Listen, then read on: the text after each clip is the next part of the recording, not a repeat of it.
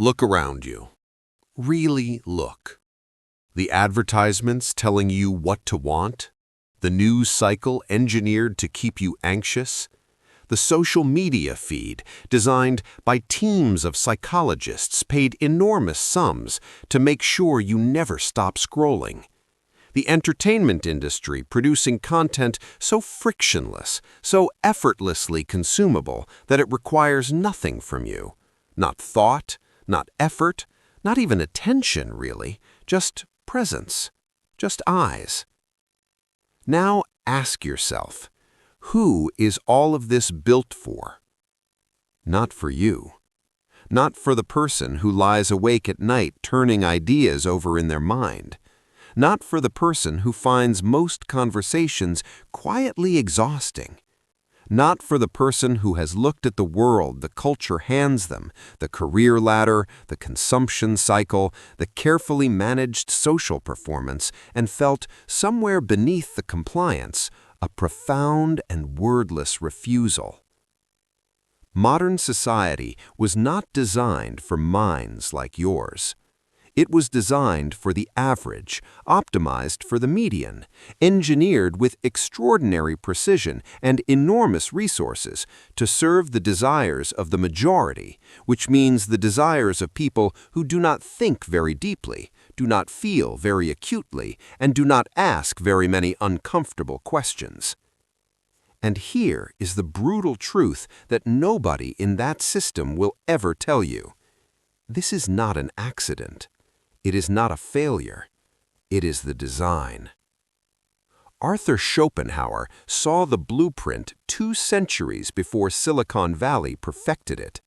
He understood, with a clarity that still feels radical today, that civilization as a social project has always prioritized the management of the many over the liberation of the few.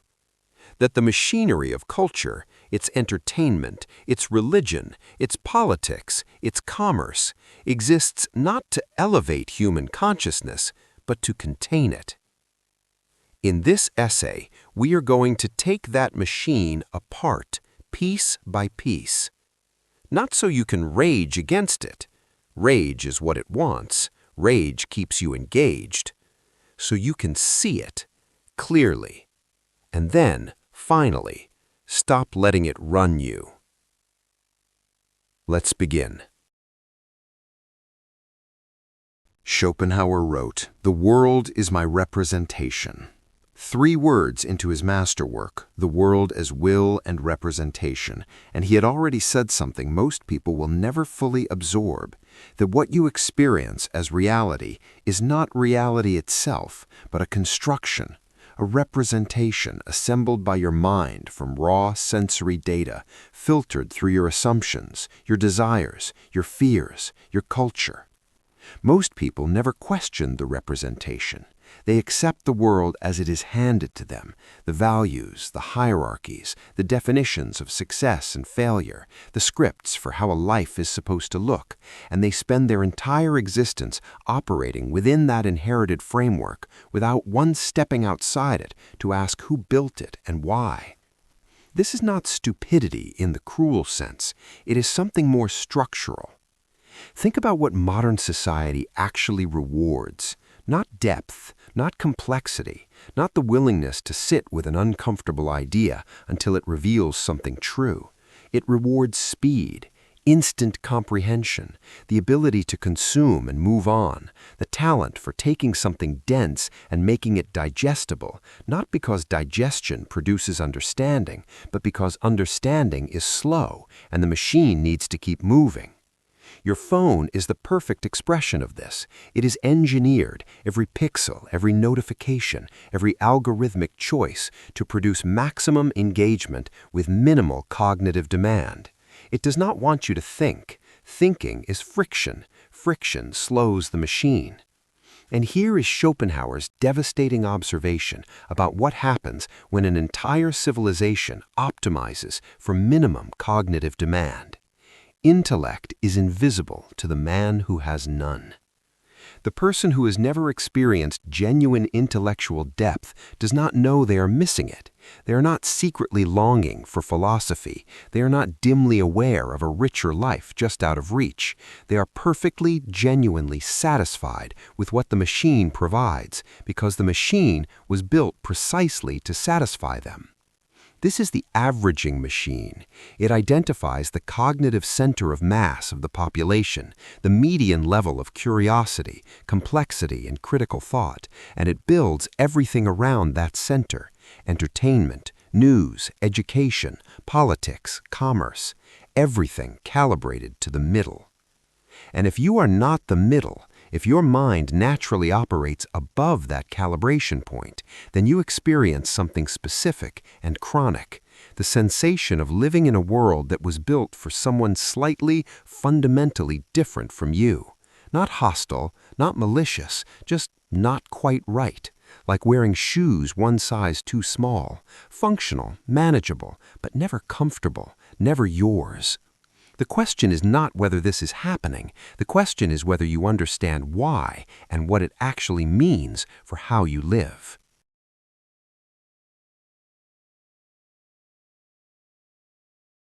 Schopenhauer identified boredom as one of the two fundamental poles of human suffering.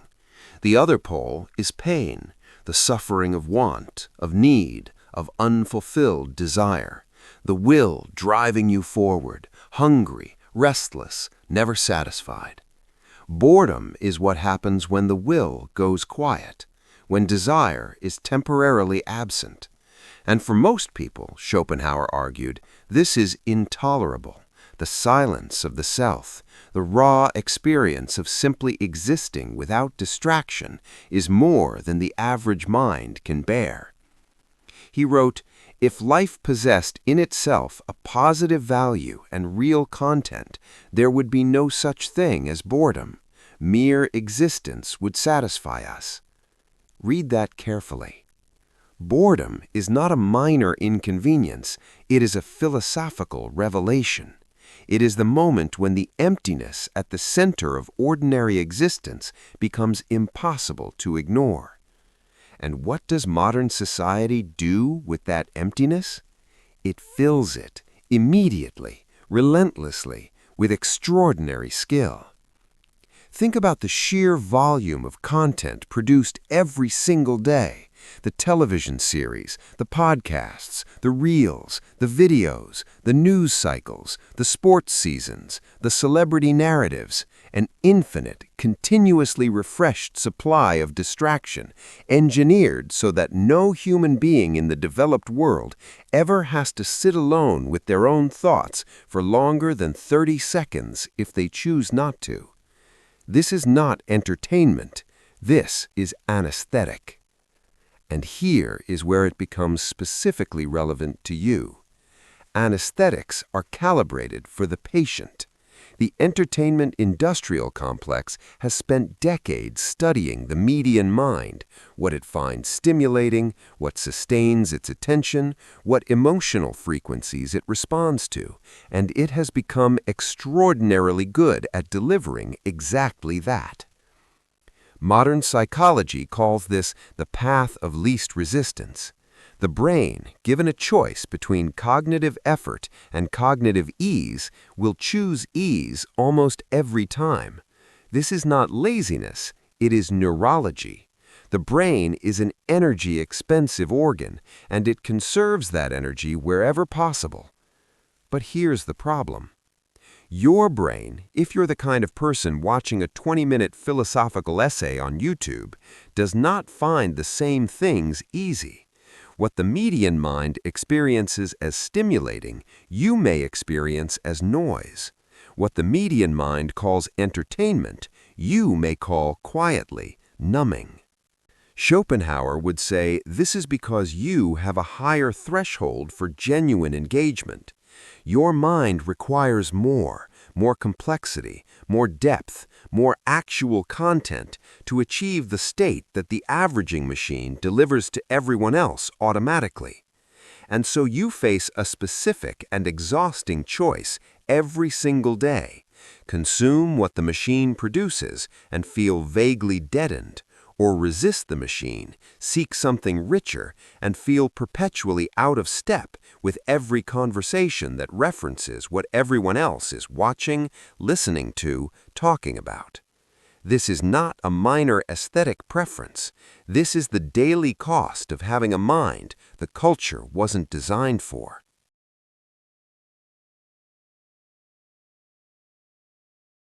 Here is something nobody in a democratic society is supposed to say out loud.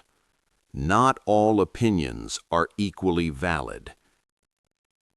The idea that every voice deserves equal weight, that the uninformed opinion is as worthy of consideration as the carefully reasoned one, that expertise is a kind of elitism, that complexity is a kind of condescension, this idea, dressed in the language of equality and access, has become one of the most effective tools the averaging machine has ever produced.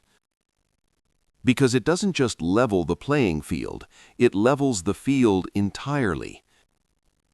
Schopenhauer was unsparing on this point. He wrote, "The more unintelligent a man is, the less mysterious existence seems to him. Everything seems explicable to him, and this is because he does not notice that he does not understand anything." Think about what the Internet did to public discourse. For the first time in human history, every person with a phone has an equal platform. The scientist and the conspiracy theorist, the philosopher and the pundit, the person who has spent 30 years studying a subject and the person who spent 30 minutes on it this morning. Equal reach, equal amplification, equal weight. And the algorithm, remember this is the averaging machine, does not reward accuracy, it rewards engagement. And engagement, as it turns out, is most reliably produced not by careful reasoning, but by emotional provocation, outrage, fear, tribal affirmation, the hot take that confirms what people already believe. So the averaging machine doesn't just reflect the median mind, it cultivates it. It actively rewards the cognitive style of the least reflective participant and punishes the cognitive style of the most reflective one. Nuance gets fewer clicks than certainty. Complexity gets fewer shares than simplicity. The person who says, "It's complicated," gets ignored. The person who says, "Here's exactly who to blame," gets millions of followers. This is not an accident of the Internet. It is the Internet operating exactly as designed. And here is what this means for you. Every time you try to participate in public discourse with actual complexity, every time you introduce a qualification, acknowledge a contradiction, resist the easy answer, you are fighting the current of an enormous machine that has been optimized to push in exactly the opposite direction. Most people, Schopenhauer would observe, do not experience this as a current at all. They are swimming with it. They feel the ease of it, the frictionless validation of the algorithm, the social reward of tribal certainty, and they call it thinking. You feel the current because you are swimming against it. That is not comfortable, but it is, in a precise philosophical sense, the correct direction.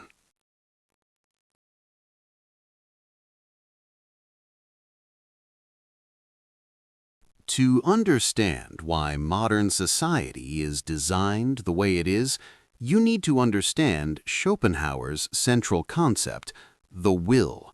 Not willpower, not personal intention, the will, capital W, the blind, unconscious, insatiable force that drives all living things, the engine beneath every desire, every ambition, every craving. The will does not want satisfaction, it wants wanting. It is perpetually hungry by design, because a satisfied will is a will that stops driving, and stopping is death. Now, take that concept and apply it to capitalism. The entire economic engine of modern society runs on manufactured desire, not need, desire. The will, in its raw biological form, generates enough desire to keep a person fed, sheltered, reproduced. That's relatively simple to satisfy. But a satisfied consumer is an unprofitable consumer. So the machine does something extraordinary. It colonizes the will. It takes the blind, insatiable drive that Schopenhauer identified as the source of all suffering, and it harnesses it, productizes it, monetizes it, feeds it back to you in the form of the next product, the next upgrade, the next experience, the next version of yourself that will finally be enough. Schopenhauer wrote, "We can regard our life as a uselessly disturbing episode in the blissful repose of nothingness." Harsh, but follow the logic. The advertising industry, a trillion-dollar apparatus, exists for one purpose: to make you feel insufficient. Not accidentally, not as a side effect, as the primary mechanism. You must feel the lack before you can desire the product. And so an enormous amount of cultural energy is devoted daily to cultivating your sense of inadequacy. Your body is wrong. Your home is wrong. Your car is wrong. Your relationships are insufficient. Your career is behind schedule. Your life as currently configured is not quite enough. This is the will dressed in a business suit. It is Schopenhauer's metaphysical engine turned into an economic system. And here is the neuroscience. Dopamine, the brain's primary motivation chemical, is released not by satisfaction, but by anticipation. The wanting, not the getting. Which means the machine doesn't even need to deliver on its promises. It just needs to sustain the wanting, the scroll, the click, the upgrade, the next thing. Most people ride this cycle their entire lives, wanting, acquiring, adapting, wanting again, and interpret the recurring dissatisfaction as a personal failure. I just haven't found the right thing yet. I just need more. I just need different. You have started to see the cycle for what it is, and that moment of recognition is the beginning of something the machine genuinely cannot accommodate.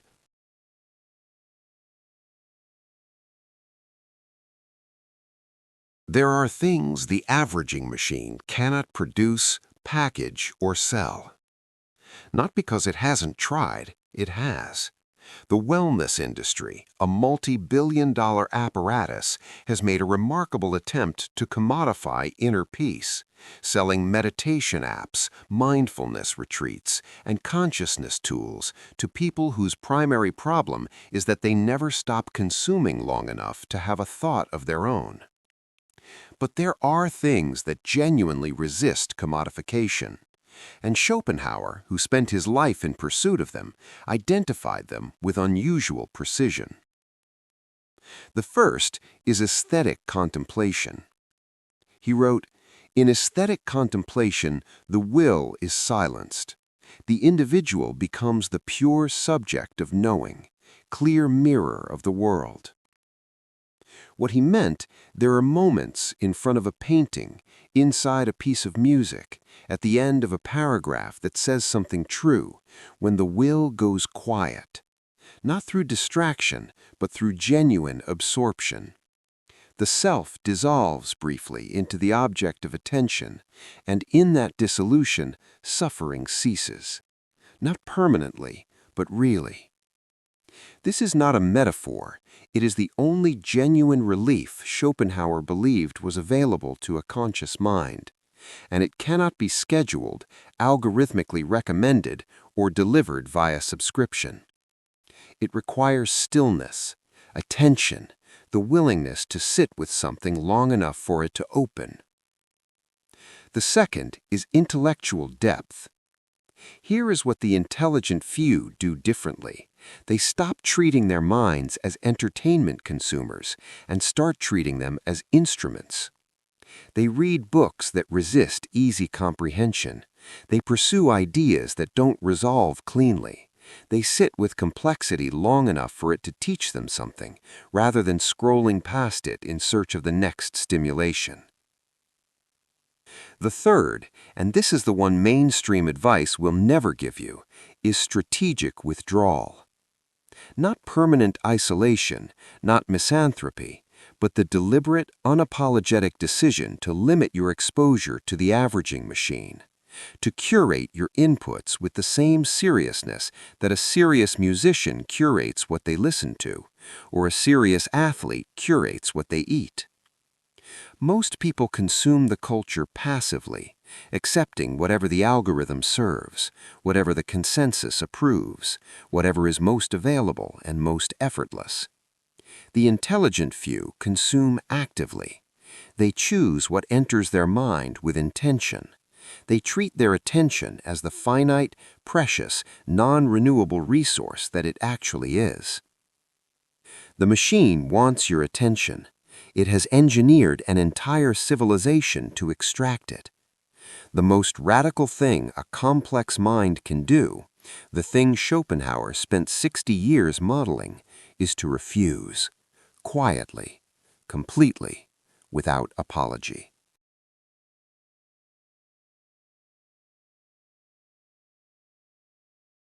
You do not rage. You do not despair. You do not construct an identity out of your contempt for the machine, because contempt is still a form of engagement, and engagement is still what the machine wants. You see it clearly, and then you choose. Schopenhauer's philosophy has been called pessimism, and technically it is. He did not believe the machine would improve. He did not believe society would eventually reach a level of collective wisdom that made it hospitable to complex minds. He was not waiting for a cultural renaissance that would reward depth over distraction. He was, in that sense, a realist. But his realism was not passive. He wrote, "Compassion is the basis of all morality." And this matters, because the failure mode of everything we've discussed tonight is contempt. The person who discovers that society is designed for the median mind and decides that this makes the median mind contemptible, who uses Schopenhauer as permission for superiority, who mistakes the clarity of seeing the machine for the right to despise the people running inside it. That is not wisdom.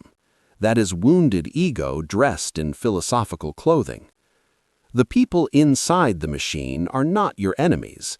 They are, in Schopenhauer's framework, fellow sufferers, driven by the same will, subject to the same manufactured desire, trapped in the same cycle of wanting and adapting and wanting again, just without the specific burden of being able to see it clearly. Seeing clearly is not a trophy. It is a responsibility. So what does responsibility look like? It looks like building a life that is not organized around the machine's priorities, not performing the rejection of the machine for social approval. That's just another form of the same game. But genuinely, quietly, restructuring how you spend your attention, your energy, your hours. It looks like protecting the interior, the reading, the thinking, the long walks with no destination and no podcast, the conversations that go somewhere real, the creative work that the algorithm will probably never amplify because it requires too much from its audience. It looks like accepting, not bitterly but clearly, that the world you live in was not designed for you, and that this is not a problem to be solved.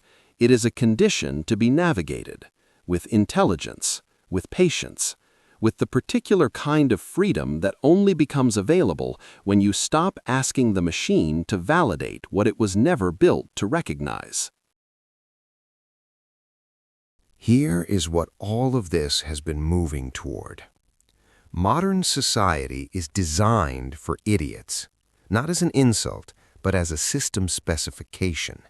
It is calibrated for minimum cognitive demand. It is optimized for the will in its most base and manipulable form. It is engineered with extraordinary sophistication to keep the maximum number of people consuming, reacting, and spending with the minimum possible interference from genuine thought. And it works brilliantly for most people. But here is the thing the machine will never tell you. It needs the people who see through it desperately. Every piece of technology you use was built by someone who refused to accept the world as given. Every philosophical framework that has ever advanced human self-understanding came from a mind that sat outside the consensus and looked at it with clear, uncomfortable eyes. Every work of art that has ever changed how a human being understands their own experience was produced by someone who found the culture's existing representations insufficient. The machine consumes these contributions. It packages them, distributes them, eventually commodifies them. But it cannot produce them. It can only consume what the non-median mind generates. Accept it. Society is designed for the average. Accept it. The machine does not serve your mind. Accept it. You will never feel fully at home in a culture calibrated for someone else. And then, accept this. Your refusal to be fully absorbed by the machine is not a malfunction. It is a function, the specific, irreplaceable function of minds that perceive beyond the consensus, think past the comfortable answer, and generate the insights that, decades or centuries later, the machine will absorb and distribute to everyone else. Schopenhauer died largely unrecognized. His work, the work of a mind that categorically refused the averaging machine of his era, took decades to reach the audience capable of receiving it, and then it changed philosophy permanently. You are not Schopenhauer, most of us are not, but the principle is exact. The mind that cannot be fully absorbed by the system it inhabits is the only kind of mind that can eventually change it. Stop fighting the machine with rage. Stop feeding it with contempt. Stop shrinking your complexity to fit its calibration. See it, navigate it, and then do the one thing it genuinely cannot do. Think. If something in this essay landed with recognition, if you heard something tonight that you've felt but couldn't quite name, sit with that. Don't scroll past it. Don't immediately share it. Just sit with it. That stillness, that's the thing the machine has been trying to prevent. And if this reached something real, leave 3 words in the comments. It made sense to me. You'll find others there, people who felt exactly what you felt, watching exactly this for exactly the same reason. If this is your first time at Echo of Thought, subscribe. Not for the algorithm, because this is a place built on the conviction that some minds need something the rest of the internet isn't providing. The machine will keep running. You don't have to run with it.